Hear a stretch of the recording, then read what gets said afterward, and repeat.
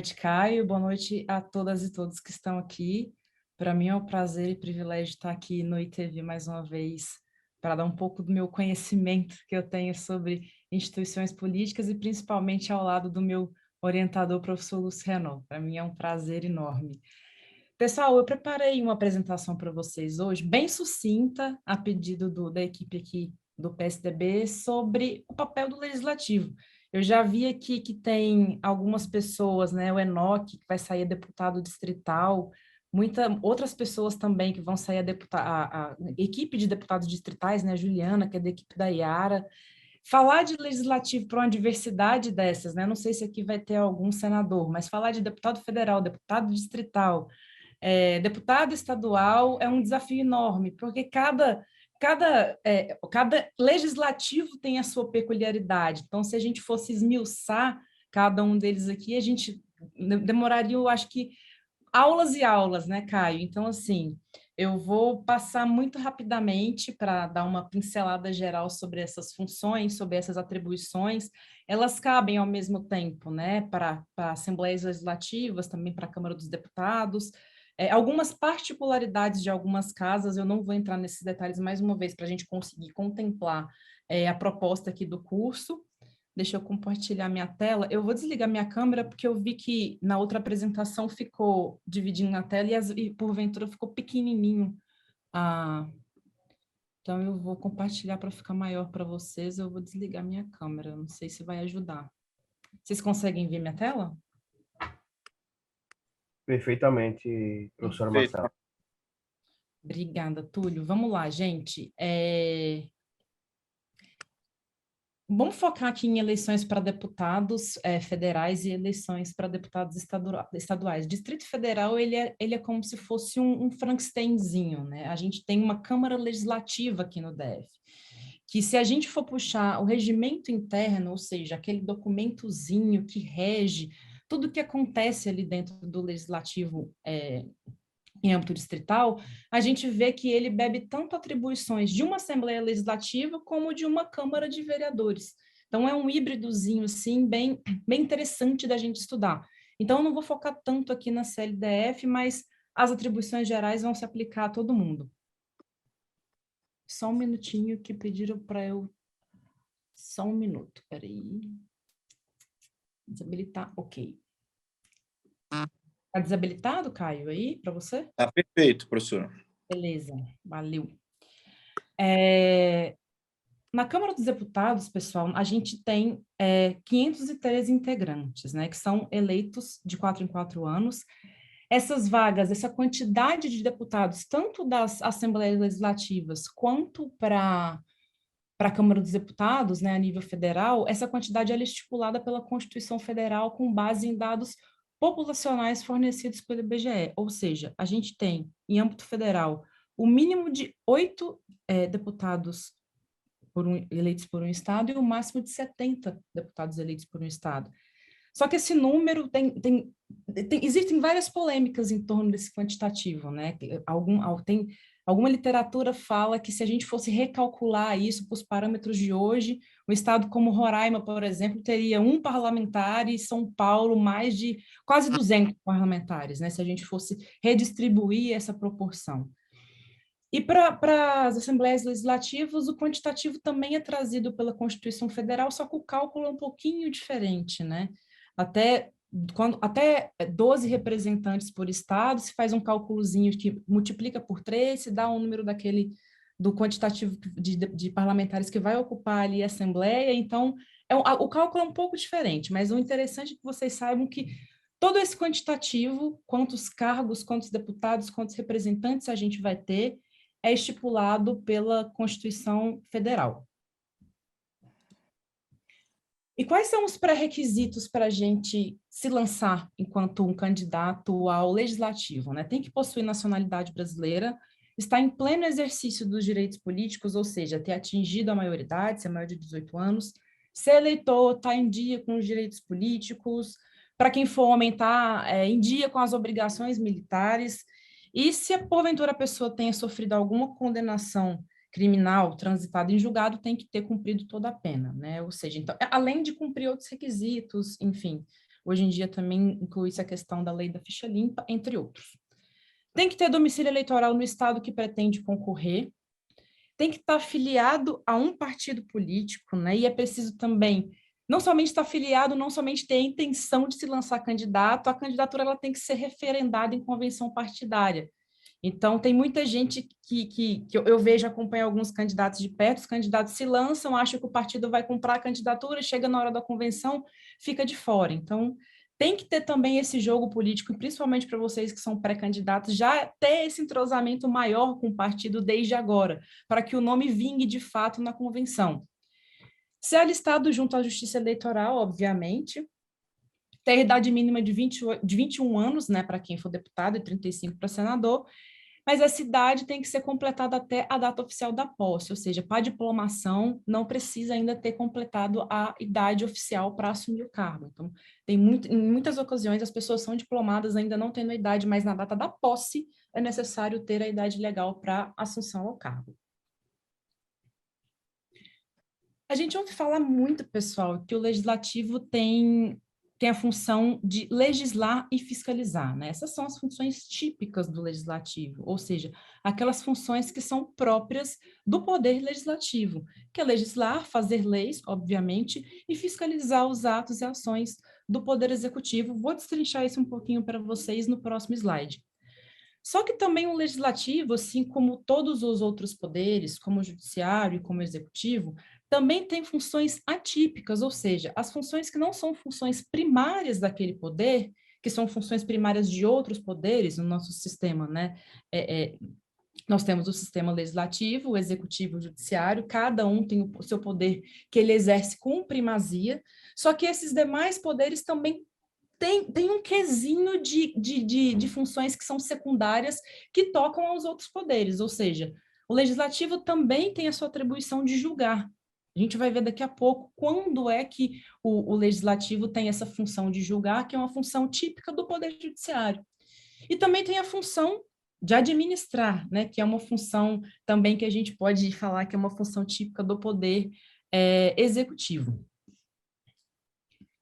E quando é que o legislativo tem essa função típica, né, de legislar? Como que ele faz isso? Quando ele propõe, quando ele discute, quando ele emenda ou quando ele altera os projetos de lei que representam os interesses da população, desde que eles não entrem em conflito com as demais normas, ou seja, as normas federais ou estaduais. E aqui é super interessante. Tudo que o parlamentar, tudo que o legislador pode fazer vai estar discriminado se for no caso dos deputados estaduais, vai estar discriminado ali na Constituição Estadual, caso dos vereadores na Constituição Municipal, que é chamada de lei orgânica, um nome exótico por escolha do legislador, e no caso dos deputados federais, vai estar discriminado na Constituição Federal e também, respectivamente, nos regimentos internos de cada casa.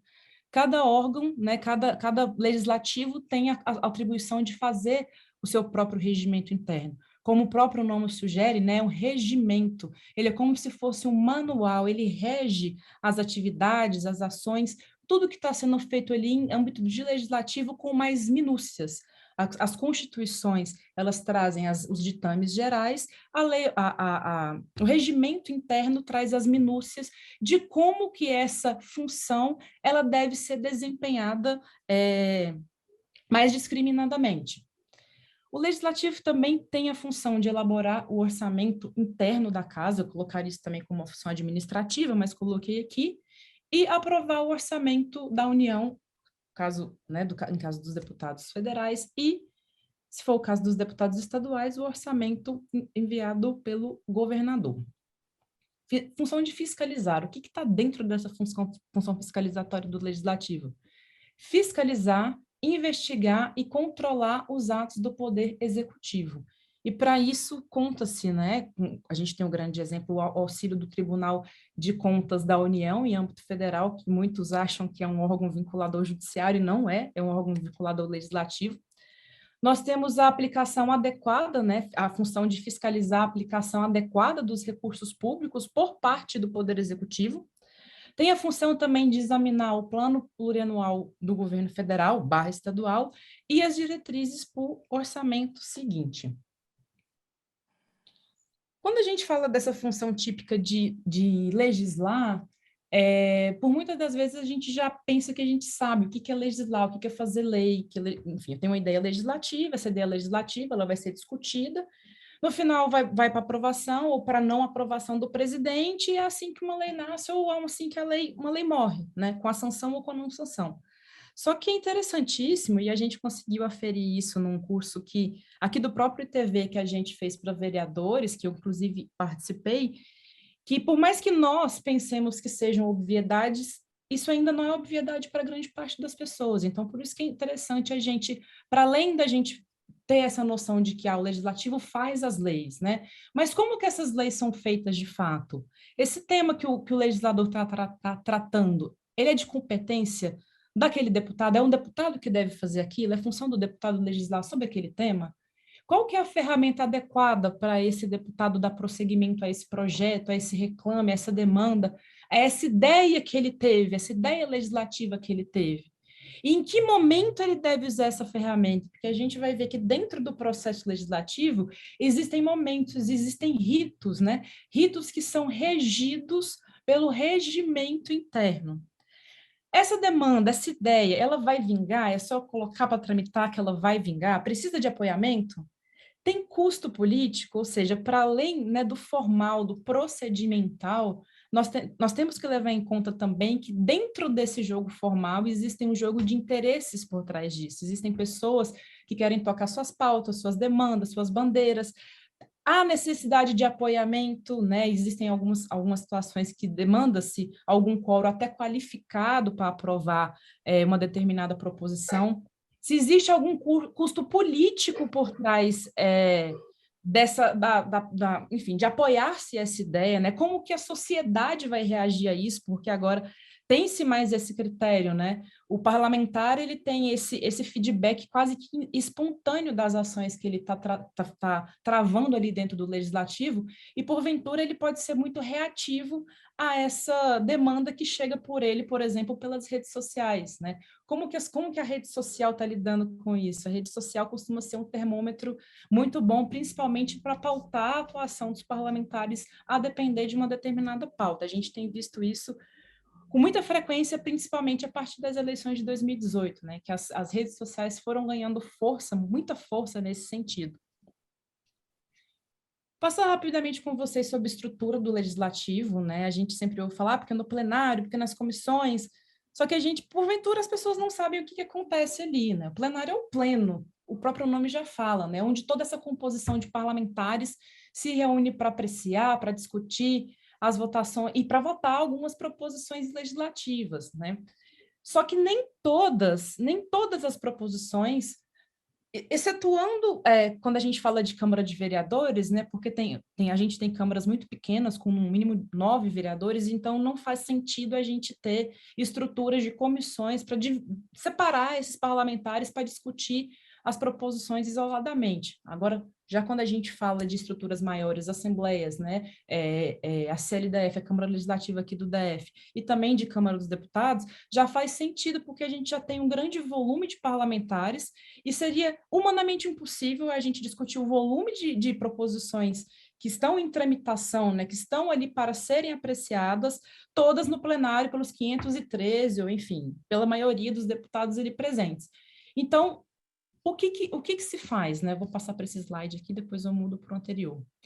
Esses projetos, eles são recebidos, na verdade, vamos para cá, eles são recebidos por essa estrutura também, que é a mesa diretora, que tem como incumbência organizar esses trabalhos, a pauta, ou seja, eles pautam, colocam em ordem o que vai ser analisado, o que vai ser discutido, também tem por atribuição coordenar esses trabalhos, né? A mesa diretora recebe, a depender da temática, ela redistribui esses projetos para as comissões temáticas, que é lá onde tem as discussões de cunho mais técnico, mais especializado, né? E a quantidade de comissões também é variável, a depender de cada casa, a depender do tamanho, né, de parlamentares, a depender de cada regimento, como que cada regimento faz essa distinção. E, grosso modo, nós temos duas estruturas dentro da estrutura de comissões. Nós temos as comissões permanentes, ou seja, aquelas que vão analisar os aspectos legais de um projeto, se estão de acordo com a Constituição Federal, com a Constituição Estadual ou com a própria lei orgânica. Também os aspectos orçamentários e a viabilidade financeira dos projetos. Aqui a gente tem comissões comumente específicas para isso, né? Comissão de Finanças e Orçamento, ou Comissão de Constituição, Justiça e Cidadania e Redação, enfim. O nome também é bastante variável, dependendo da casa. E nós temos as comissões que são chamadas de temporárias, que, como o próprio nome sugere também, é para apreciar uma determinada matéria ou para averiguar um fato específico e pontual, com prazo de duração limitado e variável, né? E aí a gente entra naquela seara que todo mundo já ouve, CPI, comissão especial, no subnacional, nos municípios a gente tem aí comissão de representação, comissão processante, que é o nome que a CPI ganha às vezes, muito de câmaras municipais. Então, nós temos essas duas estruturas, né? Tem-se uma ideia legislativa, essa ideia legislativa é levada aqui para a estrutura da mesa diretora, o presidente da casa, ele organiza esses trabalhos, a mesa diretora, que também é composta ali por parlamentares, né? Que são eleitos para isso, coordenam esses trabalhos e essas ideias legislativas, esses projetos de lei, porque ainda não são leis, são um projeto que está se construindo, se pensando coletivamente ali dentro daquela casa. Esses projetos são distribuídos para essas comissões para que essa discussão ela se dê de uma maneira mais esmiuçada, mais rigorosa, mais específica, a depender da temática que aquele projeto de lei está tratando. Então, vocês já devem ter visto pra caramba isso na TV Câmara, por exemplo, existe comissão de meio ambiente, existe comissão que trata de legislação participativa, comissão de segurança e crime organizado. Cada comissão dessa tem incumbência de tratar de uma maneira mais pormenorizada acerca de projetos que são afetos a essas temáticas. Depois que se tem essa ideia de lei, né? A gente tem esse projeto de lei ele vai passar ali dentro da casa por essa análise, por essa discussão, por essa votação, seja nas comissões, ele pode ter essa conclusão toda no âmbito das comissões, ou ele pode ter essa previsão também para ser discutido nesse pleno, nesse plenário, pela totalidade, né, dos parlamentares ali da casa, a depender se o projeto existe, se tem essa previsão para que o projeto seja discutido em plenário, ou se, mediante algum requerimento, algum parlamentar queira levar essa discussão para o pleno. Depois dessa discussão, isso é encaminhado para o executivo sanciona ou veta. Em casos de veto, em casos de sanção, sancionou, o projeto vira lei. Em casos de veto, esse veto volta para o legislativo dar a palavra final sobre a questão do veto, porque o legislativo foi ele que teve a ideia, ele é o pai da criança, por assim dizer, então é ele que vai decidir se de fato aquele veto, que vem acompanhado de uma mensagem falando se vai vetar ou se não vai vetar, se aquilo faz sentido ou se não faz sentido. Todo esse processo que eu coloquei de uma maneira bem em linhas gerais para vocês aqui, como se fazem as leis, isso se chama processo legislativo. É o caminho que esse projeto vai percorrer dentro da casa até virar uma lei. Falei para vocês lá atrás que existem algumas ferramentas, né, para o parlamentar fazer com que essa ideia dele, de fato, ganhe a chance de ser discutida e lá no final virar uma lei. Então, a gente tem aqui mais uma vez pincelando, né, o que comumente aparece nos regimentos internos enquanto proposição legislativa, né? Nós temos o projeto de lei ordinária, projeto de lei complementar que existe uma previsão, né, para ser feita, as constituições prevêem as ocasiões em que se utilizará um projeto de lei complementar, que ele visa, de fato, como o nome sugere, complementar algo que está faltando, né, sugerido em alguma outra lei. Nós temos o projeto de emenda, né, o projeto de emenda à Constituição, o projeto de emenda à lei orgânica, enfim, a depender de qual é o legislativo que a gente está falando. Temos projeto de decreto legislativo, projeto de resolução, temos também projeto de iniciativa popular, há previsão, inclusive, no subnacional existe essa previsão, mas a Constituição Federal, ela faz uma exigênciazinha de um quórum, né? Tem que ter os projetos de iniciativa de cidadãos, tem que ter, no mínimo, 5% do eleitorado distribuído em um percentual de estados, enfim, tem um critériozinho também que tem que ser obedecido para que um projeto de iniciativa popular, ele, de fato, consiga começar a tramitar dentro do legislativo, né? Como sinalizei para vocês aqui, cada um tem sua função específica. Temos que consultar o regimento interno de cada casa, vocês que vão servir, que tem candidatos da Bahia, candidatos do DF, candidatos de Santa Catarina. Então, assim, provavelmente os candidatos aos legislativos estaduais, cada regimento tem a sua peculiaridade. Os regimentos, eles têm que estar publicizados, têm que estar públicos, né, nos portais das assembleias. Então, sugiro desde já vocês já darem uma olhadinha, vocês que estão se preparando para essa disputa legislativa, para ver de fato quais são as atribuições ali do deputado, o que o deputado pode fazer, como que funciona essa dinâmica específica dentro aí de cada legislativo em específico. Falei para vocês também que nós temos as funções atípicas, ou seja, as funções secundárias que esses legislativos eles podem desempenhar. Uma das funções é de julgar. E quando é que o legislativo julga? O legislativo julga seus pares por atos que configurem quebra de decoro, ou seja, aquelas posturas que o parlamentar, porventura, adota que não são condizentes, né, com o mandato que ele exerce. O legislativo também julga os membros do executivo por atos que caracterizem infração político-administrativa, né? E o legislativo ele é o único órgão que ele pode abrir esse processo, né, de impeachment ou do governo, se a gente está falando de governo do Estado, ou do presidente da República, né, que é esse ato processante dos chefes do Poder Executivo, a depender de onde a gente está falando. Só a ressalvar algo interessante também. A gente também tem impeachment no subnacional em âmbito de municípios, tá, pessoal? A gente não fala muito disso. A lei que regula o impeachment nos municípios, nas prefeituras, é uma lei antiquíssima, é de 1966, mas existe sim a previsibilidade de impeachment de prefeito.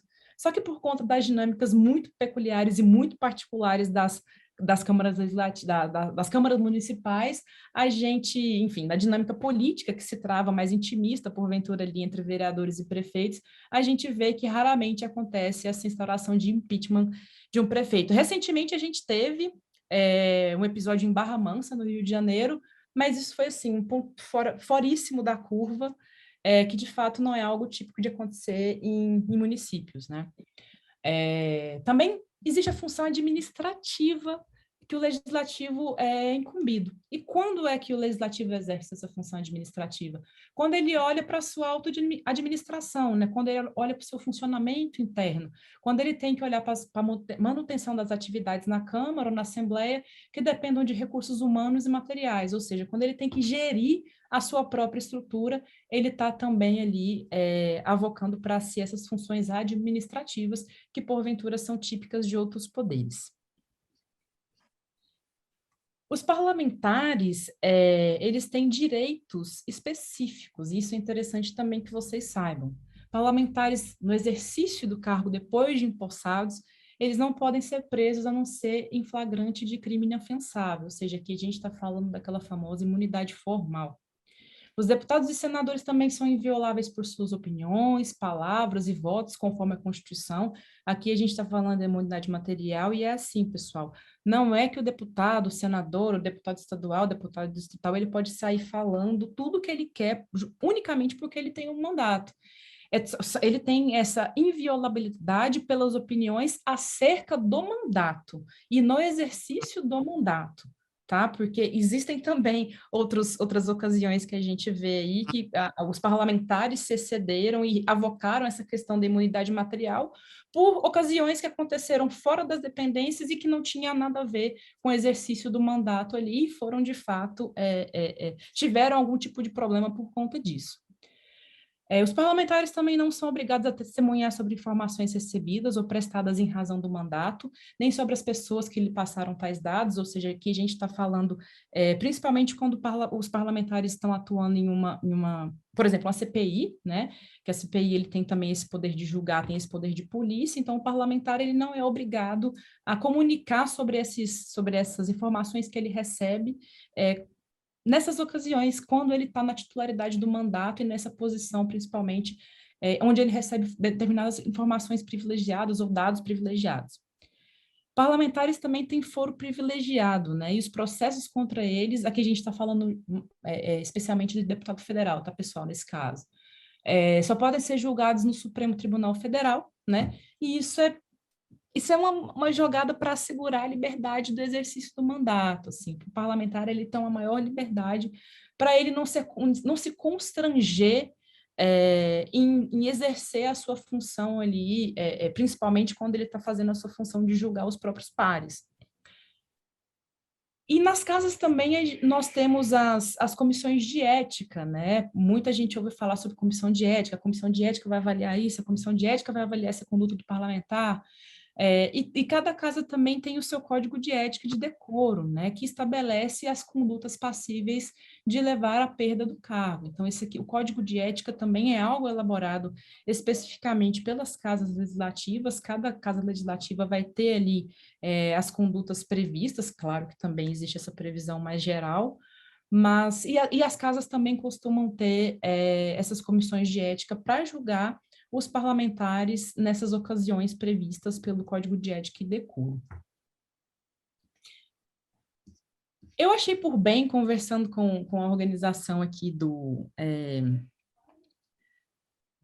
ITV, que também seria interessante a gente trazer para vocês, já que a gente está falando de eleições, já que a gente está falando de pré-campanha, preparando vocês para disputar essas eleições, vocês na condição de prospectivos candidatos, eu achei prudente também trazer um pouco da minha apresentação para focar sobre essa questão do que pode e o que não pode. Eu tive acesso a um material de uma professora de direito eleitoral, que ela conseguiu sintetizar bonitinho o que o candidato pode, via de regra pode, o que não pode, nesse período de pré-campanha, tá, pessoal? Não estamos falando de campanha, porque a campanha ela é toda formalizada, a campanha a gente sabe tudo que pode, a gente sabe tudo que não pode, e até mesmo a punição que o candidato pode sofrer se ele infringir alguma daquelas regras no período de campanha.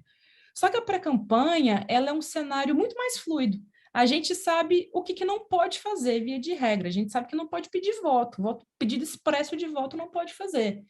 Só que todo o resto, aparentemente, pode, porque vocês vão ver que, por exemplo, o que pode, de acordo com o direito eleitoral, na interpretação do direito eleitoral, isso aqui não é formalizado por nenhum regulamento do TSE que fala especificamente sobre pré-campanha, tá? Isso aqui são interpretações que os especialistas no direito eleitoral vão avocando dentro da doutrina. Pode participar de entrevistas, de programas, de debates para falar sobre ideias, possíveis plataformas, isso pode.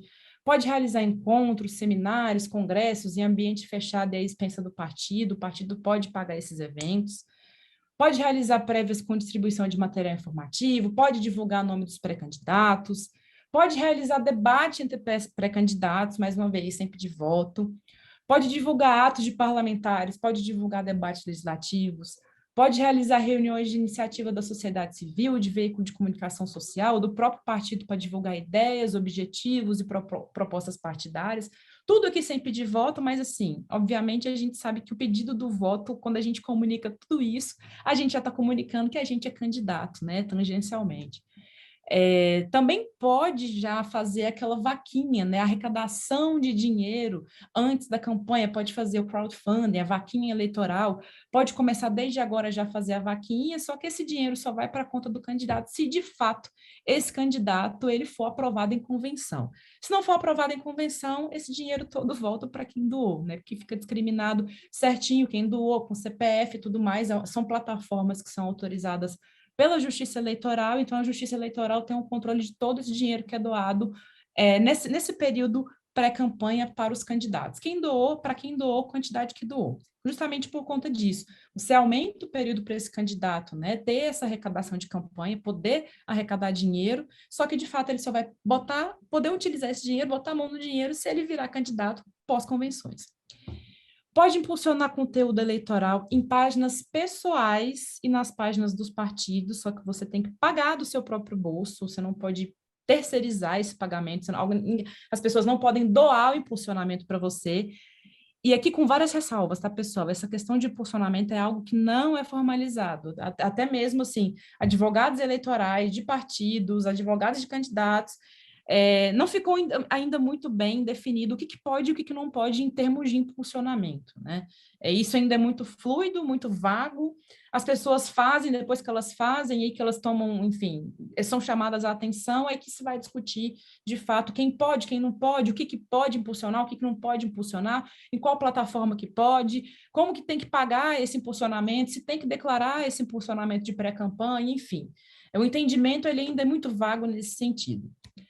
Pode criar grupos nas redes sociais, pode criar grupo de WhatsApp, geralmente candidatos fazem isso, né? Principalmente candidatos a cargos do executivo, a gente vê que seccionam bastante. Cria, vocês, por exemplo, né? Candidatos a deputados, criam um grupo de uma região, criam um grupo de algum bairro ou de algum setor, enfim, isso pode criar, pode fazer essa mobilização de rede social nesse sentido. Pode divulgar posicionamento pessoal sobre questões políticas, aqui entra muito na questão da liberdade de expressão em si, né? Então, pode sim divulgar posicionamento pessoal, só não pode, mais uma vez, falar que é candidato, só que quando a gente adota esse tipo de posicionamento nas redes sociais, mais uma vez, tangencialmente, a gente está comunicando que a gente é candidato ou que se tem a intenção de lançar candidatura. Falei para vocês agorinha, o que não pode pedir, que eu costumo falar, o que não pode fazer na pré-campanha? Todo o resto é liberado. Por que eu estou falando todo o resto é liberado? Aqui no DF, possivelmente o pessoal que mora aqui no DF, que está nos assistindo, porventura também não é a peculiaridade aqui do DF, a gente está vendo muito outdoors com as caras de pessoas que a gente sabe que vai sair candidato, a gente está vendo outdoor, a gente está vendo banner, a gente vê faixa, que são coisas que são proibidas na campanha e também na pré-campanha, né? Que se eu não posso fazer uma propaganda que é uma propaganda de grande porte, né? Que a Justiça Eleitoral entende que vai desvirtuar ali a tônica do processo eleitoral, porque tem candidatos que não vão ter condições de pagar por uma publicidade eleitoral que custa dinheiro, como é o outdoor. Se não pode na campanha, também a gente traz aqui para a pré-campanha, outdoor também, banner também, faixa também não pode, a depender das dimensões, que até para a gente fazer banner e faixa tem um dimensionamento próprio que a legislação eleitoral impõe. Não pode fazer transmissão ao vivo de prévias partidárias pelo rádio, pela TV, isso também é proibido. Não pode fazer propaganda negativa de adversários, principalmente por impulsionamento. Você não pode pagar para difamar o coleguinha que está disputando ali com você, o seu prospectivo opositor.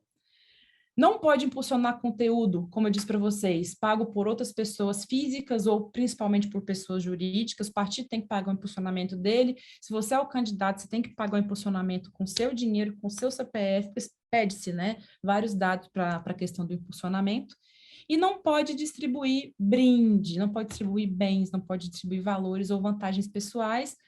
O que a legislação está querendo dizer é que a gente não pode beneficiar ou tentar coagir o eleitor ou cooptar o eleitor, dando algum tipo de brinde para esse eleitor, inclusive na época da pré-campanha. Por mais que não faça referência a partido, por mais que não faça referência ao número do partido, a gente não pode dar brindes para os eleitores. Aí entra a questão, eu posso fazer o meu adesivo do meu carro, eu sou amigo do fulano pelo DF, como a gente vê muito aqui, fulano de tal pelo DF, aí coloca lá o Instagram da pessoa, amigos do fulano de tal, estou com fulano de tal e não abro. Isso configura como distribuição de bens, valores, vantagens pessoais? A legislação entende que não, mas a depender do tipo que está comunicado, isso pode incorrer como um pedido de voto explícito, a depender como se comunica. A doutrina ela não é clara, os legisladores eles não chegam num consenso quanto a isso, então, assim, todo mundo faz, não há punição, então, a via de regra todo mundo, então, faz esses adesivos para comunicar veladamente que é pré-candidato a deputado, enfim, é pré-candidato a algum cargo eletivo. Gente, era isso que eu tinha para falar para vocês hoje. Muito corrido, muita informação para pouco tempo. Pediram para eu ser muito sucinta, mas deixo aqui minhas redes sociais, meu e-mail, principalmente se alguém quiser entrar em contato para tirar alguma dúvida. Não sou advogada eleitoral, mas tenho experiência com campanhas, então posso ajudar de alguma maneira. Enfim, me coloco à disposição. Obrigada mais uma vez pelo ITV, pela oportunidade.